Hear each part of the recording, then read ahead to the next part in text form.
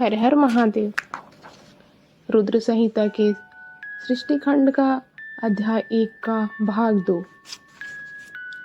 सृष्टि के पूर्व में भगवान शिव किस प्रकार अपने स्वरूप में स्थित होते हैं, पुनः सृष्टि के मध्यकाल में वे भगवान किस तरह क्रीड़ा करते हुए सम्यक व्यवहार करते हैं और सृष्टि कल्प का अंत होने पर वे महेश्वर देव किस रूप में स्थित रहते हैं। लोक कल्याणकारी शिव कैसे प्रसन्न होते हैं।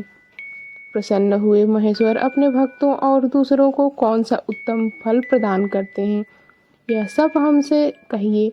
हमने सुना है कि भगवान शीघ्र प्रसन्न हो जाते हैं।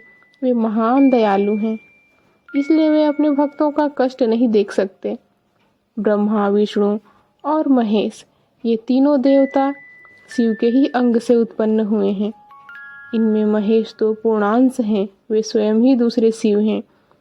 आप उनके प्राकट्य की कथा और उनके विशेष चरित्रों का वर्णन कीजिए। हे प्रभु, आप उमा के आविर्भाव और उनके विवाह की भी कथा कहिए, विशेषतः उनके गृहस्थ धर्म का और अन्य लीलाओं का भी वर्णन कीजिए। हे निष्पाप सूत जी, ये सब और अन्य बातें भी आप बताइए।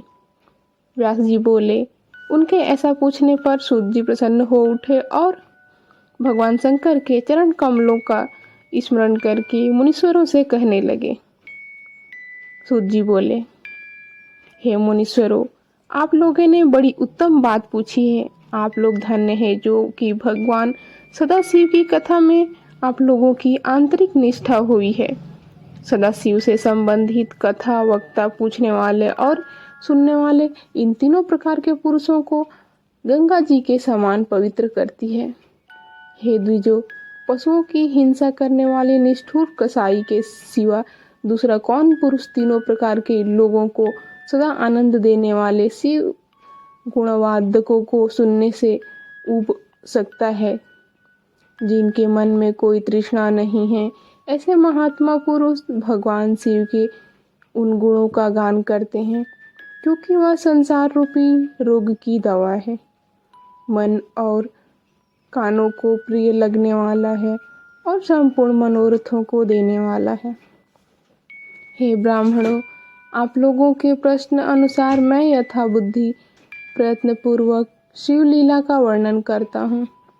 आप लोग आदर पूर्वक सुने। जैसे आप लोग पूछ रहे हैं, उसी प्रकार नारद जी ने शिव रूपी भगवान विष्णु से प्रेरित होकर अपने पिता ब्रह्मा जी से पूछा था। अपने पुत्र नारद का प्रश्न सुनकर शिव भक्त ब्रह्मा जी का चित्त प्रसन्न हो गया और वे उन मुनि श्रेष्ठों को हर्ष प्रदान करते हुए प्रेम पूर्वक शिव के यश का गान करने लगे। व्यास जी बोले, सूत जी के द्वारा कथित उस वचन को सुनकर वे सभी श्रेष्ठ ब्राह्मण आश्चर्यचकित हो उठे और उन लोगों ने उस विषय को उनसे पूछा।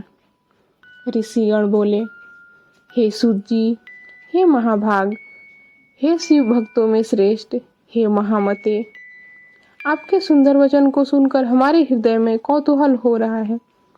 ब्रह्मा और नारद का यह महान सुख देने वाला संवाद कब हुआ था, जिसमें संसार से मुक्ति प्रदान करने वाली शिवलीला वर्णित है। हे तात, प्रेम पूर्वक नारद के द्वारा पूछे गए उन प्रश्नों के अनुसार भगवान शंकर के यश का गुणवादन करने वाले ब्रह्मा और नारद के संवाद का वर्णन करें।